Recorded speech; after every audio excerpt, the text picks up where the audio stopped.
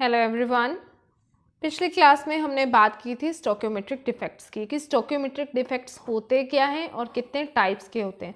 उसमें एक लास्ट में पॉइंट रह गया था इफेक्ट ऑफ टेम्परेचर, कि इन डिफेक्ट्स पे टेम्परेचर का क्या इफेक्ट होता है। ये दोनों ही डिफेक्ट्स टेम्परेचर इंक्रीज होने की वजह से इंक्रीज हो जाते हैं। जैसे जैसे हम किसी चीज़ का टेम्परेचर इंक्रीज करते हैं, जैसे सपोज आपके पास वाटर है, वाटर का अगर आप टेम्परेचर इंक्रीज करते हो, उसको बॉईल करते हो, तो वाटर मॉलिक्यूल्स वेपर की फॉर्म में वहाँ से चले जाते हैं, एस्केप कर जाते हैं उस वेसल से। इसी तरह अगर हम क्रिस्टल्स का टेम्परेचर इंक्रीज करते हैं तो जो आयंस हैं या एटम्स हैं वो अपनी लैटिस साइट्स से चले जाते हैं। ज़्यादा से ज़्यादा आयंस अपनी लैटिस साइट्स लीव कर देंगे और नंबर ऑफ होल्स ज़्यादा जनरेट हो जाएंगे। तो ये दोनों डिफेक्ट्स, बोथ डिफेक्ट्स, कौन कौन से डिफेक्ट्स की बात हो रही है? स्कॉटकी और फ्रैंकल। ये दोनों ही डिफेक्ट्स टेम्परेचर इंक्रीज होने की वजह से इंक्रीज हो जाते हैं। आज का टॉपिक है नॉन स्टोकियोमेट्रिक डिफेक्ट्स। नॉन स्टोकियोमेट्रिक डिफेक्ट कौन से होते हैं? वो डिफेक्ट जिसमें स्टोकियोमेट्रिक रेशियो कैटायंस और एनायंस की मेंटेन नहीं रहती, वो डिस्टर्ब हो जाती है। सिंपल वर्ड्स में बोलो तो cation to anion ratio disturb हो जाती है। सपोज आपके पास कोई क्रिस्टल है जिसमें कैटायन टू एनायन रेशियो मान लो ये है 50:50। इसको कैंसिल करोगे तो क्या आएगी? 1:1, यानी दोनों के जो नंबर्स हैं, जो कैटायंस और एनायंस है, वो इक्वल प्रोपोर्शन में प्रेजेंट है इस क्रिस्टल में, जब उसके अंदर या तो स्टोकियोमेट्रिक डिफेक्ट है या कोई भी डिफेक्ट नहीं है। लेकिन अगर इसकी स्टोकियोमेट्री डिस्टर्ब हो जाती है, जैसे या तो कैटायंस का नंबर कम हो जाए या एनायंस का नंबर कम हो जाए, तो उसको कहेंगे कि उस क्रिस्टल में क्या है? नॉन स्टोकियोमेट्रिक डिफेक्ट, क्योंकि इस केस में 1:1 रेशो नहीं आएगी आपकी कैटायंस और एनायंस की। ये होते हैं नॉन स्टोकियोमेट्रिक डिफेक्ट्स। अब नॉन स्टोकियोमेट्रिक डिफेक्ट्स टू टाइप्स के होते हैं। एक होते हैं मेटल एक्सेस डिफेक्ट, एक होते हैं मेटल डेफिशिएंसी डिफेक्ट। मेटल से यहाँ पर रेफर कर रहा है, मेटल का मतलब क्या है? कैटायन। क्योंकि मेटल्स क्या होते हैं? वो एलिमेंट्स होते हैं जो इजीली इलेक्ट्रॉन को लूज कर देते हैं और वो पॉजिटिव चार्ज अटेन कर लेते हैं। अब यहाँ पर दो तरह के डिफेक्ट्स हैं नॉन स्टोकियोमेट्रिक डिफेक्ट्स। एक में तो कैटायंस ज़्यादा है एनायंस के कंपैरिजन में, और दूसरे में कैटायंस कम है एनायंस के कंपैरिजन में। अब ये दो तरह से हो सकते हैं। फर्स्ट वाला जो केस है, जो ये वाला केस है मेटल एक्सेस डिफेक्ट, ये टू टाइप से हो सकता है। या तो एनायन अपनी जो लैटिस साइट है उसको छोड़कर चला जाए, वैकेंसी हो जाएगी वहाँ पर, एनायन वैकेंसी क्रिएट हो जाएगी, तो कैटायंस ऑटोमेटिकली ज़्यादा हो जाएंगे। और अगर बाहर से कोई कैटायन इंटरस्टिशियल साइट पर आकर बैठ जाए तब भी कैटायन क्या हो जाएगा? ज़्यादा हो जाएगा। अब इंटरस्टिशियल साइट कौन सी होती है? इस तरह से आपके पास एटम्स प्रेजेंट हैं, जो इसके बीच में ये वैकेंट स्पेस है, इसको बोलते हैं इंटरस्टिशियल साइट। तो अगर यहाँ पर कोई बाहर से कैटायन एक्स्ट्रा आकर बैठ जाए तो वो कैटायंस क्या हो जाएंगे? कैटायंस का नंबर इंक्रीज हो जाएगा। सपोज आपके पास कैटायंस और एनायंस की जो रेशो है वो है 5:5, ये रेशो आपको दी हुई है।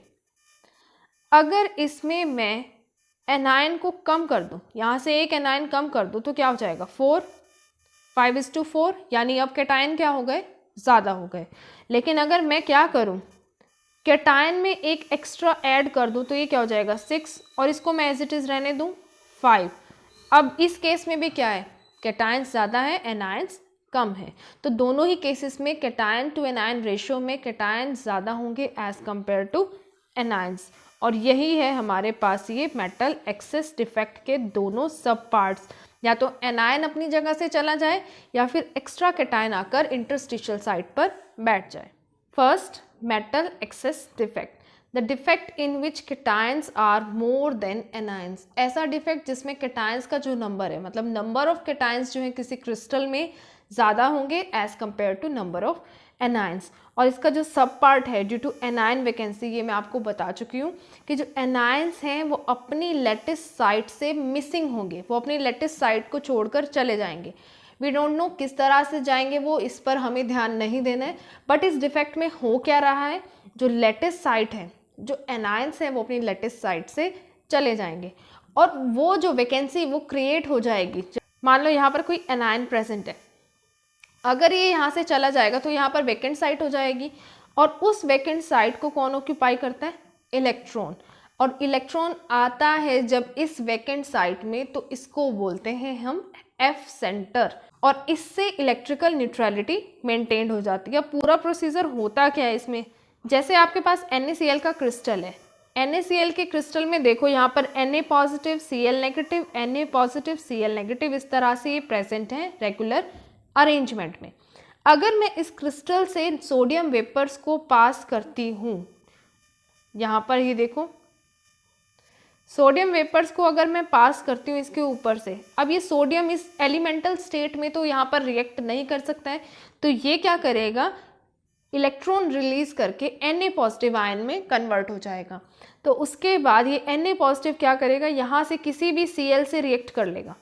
Cl से जब रिएक्ट करेगा Na पॉजिटिव Cl नेगेटिव, तो ये क्या बन जाएगा? NaCl। तो ये मैंने यहाँ पर रिमूव कर दिया, माइनस का साइन लगाया हुआ है, देखो आगे।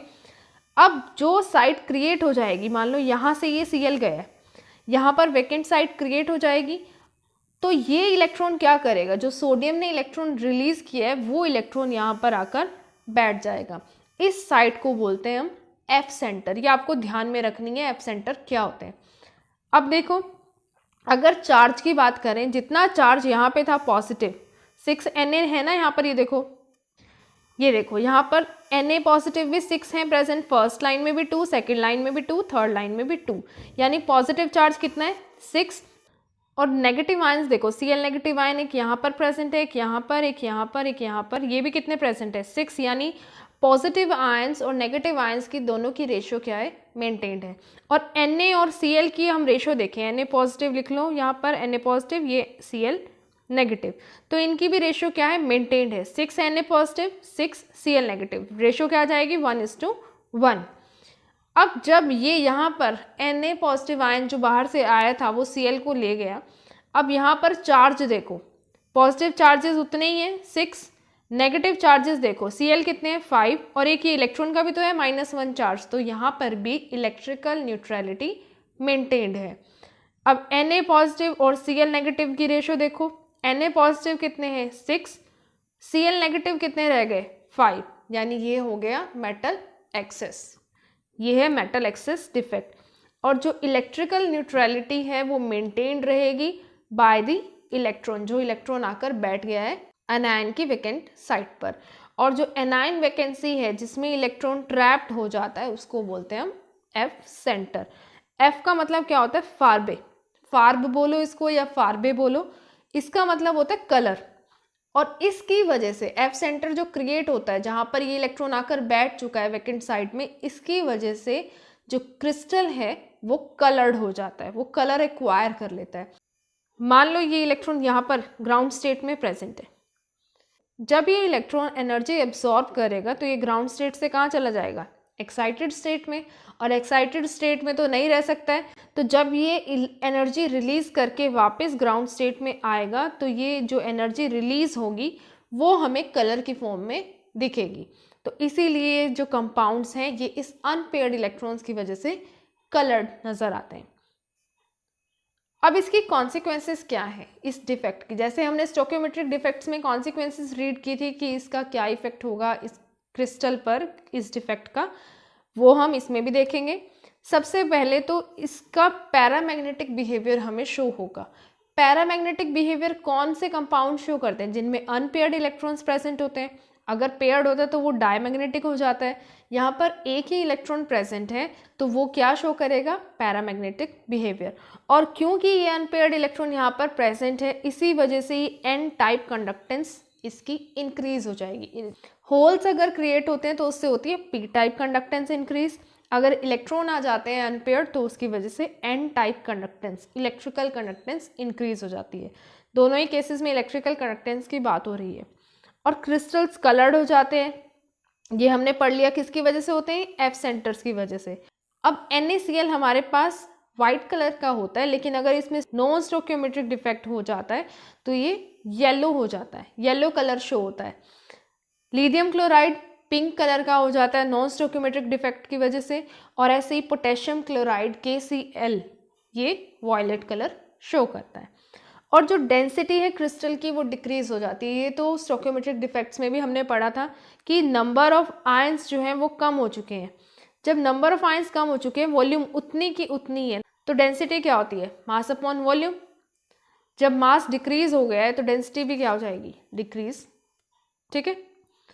नेक्स्ट है metal excess defect due to extra cations at interstitial sites.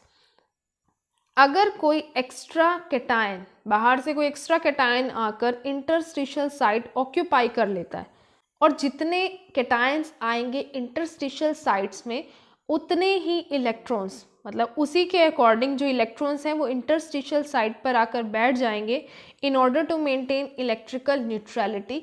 तो जो डिफेक्ट होगा उसको हम क्या बोलते हैं? Metal excess defect due to extra cations at interstitial site. अब देखो, जैसे हमारे पास ये जिंक ऑक्साइड का क्रिस्टल है, ये देखो यहाँ पर zinc Zn2 positive O2 negative, इस तरह से ये सीरीज में प्रेजेंट है। फर्स्ट लाइन में 2 Zn2 पॉजिटिव, 2 ही O2 नेगेटिव ऑक्साइड आयंस। ऐसे ही सेकेंड लाइन में भी, ऐसे ही थर्ड लाइन में। तो कितने हो गए zinc 2 positive ions? 6। O2 negative ions कितने हो गए? 6। ये स्टोकियोमेट्री रेशियो जो है इनकी यहाँ पर मेंटेन्ड है, कैंसिल करोगे 1:1 आएगी। ये केस कब होगा? या तो इसमें स्टोकियोमेट्रिक डिफेक्ट हो या कोई भी डिफेक्ट ना हो। लेकिन अगर इसमें मेटल एक्सेस डिफेक्ट होगा तो ये किस तरीके से कर रहे हैं? इंटरस्टिशियल साइट पर आकर क्या बैठ जाएंगे? Cations, extra cations. हमें नहीं पता वो किस तरह से हो रहा है, हमें वो पढ़ना भी नहीं है, हमें सिर्फ ये देखना है कि यहाँ पर हो क्या रहा है। अब ये देखो, यहाँ पर जो कैटायन है इस केस में जिंक ऑक्साइड में, वो कौन है? जिंक Zn2 पॉजिटिव, क्योंकि जिसके ऊपर पॉजिटिव चार्ज होता है उसी को बोलते हैं हम कैटायन। तो अगर ये यहाँ पर इंटरस्टिशियल साइट पर आकर बैठ गया, इसके ऊपर कितना चार्ज है? 2+, यानी इलेक्ट्रिकल न्यूट्रलिटी को मेंटेन करने के लिए 2 इलेक्ट्रॉन भी आकर साथ में बैठेंगे। तो ये एक इलेक्ट्रॉन यहाँ बैठ गया आकर, ये यहाँ बैठ गया आकर, इंटरस्टिशियल साइट पर ही वो बैठेगा आकर। ठीक है, 2 पॉजिटिव हमने ऐड किया तो 2 ही इलेक्ट्रॉन हम ऐड करेंगे, क्योंकि इलेक्ट्रॉन के ऊपर सिंगल नेगेटिव चार्ज होता है। अब यहाँ पर स्टोकियोमेट्री रेशियो देखो, पहले कितने थे? जिंक 2 पॉजिटिव आयन 6, एक ऐड हो गया तो कितने हो गए? 7। ऑक्सीजन को, जो ऑक्साइड आयंस हैं उसको तो हमने कुछ भी इनके साथ तो इंटरफियर नहीं किया है, तो ये कितने हैं? 6 ही रहेंगे। यानी यहाँ पर जो स्टोकियोमेट्रिक रेशियो है वो डिस्टर्ब हो गई, इसी को बोलते हैं नॉन स्टोकियोमेट्रिक डिफेक्ट। और ये कौन से वाला है? कैटायन एक्सेस, मेटल एक्सेस वाला है, क्योंकि देखो कैटायंस ज़्यादा है एज कंपेयर टू एनायंस। ये यहाँ पर लिखी हुई है इसकी इक्वेशन की किस तरह से होगा। जिंक ऑक्साइड को अगर हम हीट करते हैं तो वो जिंक 2 पॉजिटिव आयन देगा। बैलेंस मत करो अभी, देखो इसको अगर मैं 2 से डिवाइड करती हूँ इस पूरी इक्वेशन को, ये यहाँ से 2 हट जाएगा, ये यहाँ से 2 हट जाएगा, ये ऑक्सीजन हाफ हो जाएगी और ये 2 हो जाएगा। तो देखो, जब जिंक ऑक्साइड के क्रिस्टल को हीट करोगे, एक मॉलिक्यूल जब हीट होगा तो एक Zn2 पॉजिटिव आयन जनरेट होगा और साथ में 2 इलेक्ट्रॉन्स, इसीलिए वहाँ पर Zn2 पॉजिटिव के साथ 2 इलेक्ट्रॉन्स भी इंटरस्टिशियल साइट्स पर आकर बैठ गए हैं। इलेक्ट्रिकल न्यूट्रलिटी इस केस में भी मेंटेन्ड है due to presence of extra electrons. अब ये इलेक्ट्रॉन्स जो है अनपेयर्ड प्रेजेंट है, दोनों पेयर्ड तो नहीं है, अलग अलग इंटरस्टिशियल साइट्स पर प्रेजेंट है। तो इसके कॉन्सिक्वेंसेस क्या है इस डिफेक्ट की? फर्स्ट कॉन्सिक्वेंस कि ये क्रिस्टल जो है जिसके अंदर नॉन स्टोकियोमेट्रिक डिफेक्ट होगा, ये वाला, वो पैरामैग्नेटिक बिहेवियर शो करेगा और साथ ही जो इलेक्ट्रिकल कंडक्टेंस है वो भी इंक्रीज हो जाएगी ड्यू टू फ्री इलेक्ट्रॉन्स, और क्रिस्टल कलर एक्वायर कर लेंगे। ये केस आपने पिछले वाले पार्ट में भी पढ़ लिया इसके कि कलर किस तरह से ये शो करते हैं due to excitation of electron and then de excitation of electron. वो एनर्जी जो रिलीज करेगा वही हमें कलर की फॉर्म में नजर आएगी। इसीलिए ये जो क्रिस्टल है जिंक ऑक्साइड का, वो येलो कलर शो करता है। फिर लास्ट नॉन स्टोकियोमेट्रिक डिफेक्ट है मेटल डेफिशिएंसी डिफेक्ट। इसके मैंने 2 पार्ट्स लिखे हुए थे, एक तो था कैटायन वैकेंसी और दूसरा था एनायंस एट इंटरस्टिशियल साइट। जो एनायंस है उनका साइज बड़ा होता है एज कंपेयर टू कैटायन। तो ये रेयर केस होता है कि कोई एनायन आकर इंटरस्टिशियल साइट पर बैठ जाए, तो वो केस हम स्टडी नहीं करेंगे, हम सिर्फ स्टडी करेंगे metal deficiency defect due to cation vacancy. अब मेटल डेफिशिएंसी डिफेक्ट होता क्या है? मेटल का क्या मतलब है, अभी बताया है कि जिसके ऊपर पॉजिटिव चार्ज होता है, क्योंकि मेटल्स कौन से एलिमेंट्स हैं जो इलेक्ट्रॉन्स रिलीज करके एकदम से पॉजिटिव चार्ज अटेन कर लेते हैं, जैसे sodium ion, lithium ion, potassium ion. तो ऐसा डिफेक्ट जिसमें क्रिस्टल में नंबर ऑफ कैटायंस जो है लेस हो as compare to number of anions. और ये डिफेक्ट हमें उन क्रिस्टल्स में देखने को मिलता है जिनमें कैटायन जो है वेरिएबल वैलेंसी शो करे, वेरिएबल ऑक्सीडेशन स्टेट्स शो करे, जो मेटल्स हैं। ठीक है, अब देखो वेरिएबल ऑक्सीडेशन स्टेट्स की अगर मैं एग्जांपल दूं, जैसे आयरन है वो 2 ऑक्सीडेशन स्टेट शो करता है, Fe2 positive and Fe3 positive. इसी तरह से जो कॉपर है वो 2 ऑक्सीडेशन स्टेट शो करता है, Cu प्लस Cu2 प्लस, ये ऑक्सीडेशन स्टेट्स ये शो करते हैं। तो इसी तरह से जो भी मेटल्स हमारे पास वेरिएबल ऑक्सीडेशन स्टेट्स मतलब चेंजिंग, जिनकी एक से ज़्यादा ऑक्सीडेशन स्टेट्स हैं, अगर वो मेटल्स के जो कंपाउंड्स हैं, वो क्रिस्टल्स हैं हमारे पास प्रेजेंट है, तो वो मेटल डेफिशिएंसी डिफेक्ट, ये वाला नॉन स्टोइकियोमेट्रिक डिफेक्ट शो करते हैं। अब देखो आयरन ऑक्साइड का ही अगर मैं एग्जांपल लूँ, फेरस ऑक्साइड इसको बोलेंगे क्योंकि आयरन जो है यहाँ पर लो ऑक्सीडेशन स्टेट में प्रेजेंट है। अब अभी इस लाइन पर ध्यान नहीं देना है, ठीक है, इसका बाद में देखेंगे कि ये क्यों लिखी हुई है यहाँ पर। ये जो है फेरस ऑक्साइड, ये यहाँ पर प्रेजेंट है Fe2 positive O2 negative, Fe2 positive O2 negative, ये क्रिस्टल प्रेजेंट है। Fe2 पॉजिटिव देखो इसमें कितने प्रेजेंट है, फर्स्ट लाइन में 2, सेकेंड लाइन में भी 2, थर्ड लाइन में भी 2, यानी कितने हो गए 6, 3 लाइन्स बनाई हुई है ना हमने।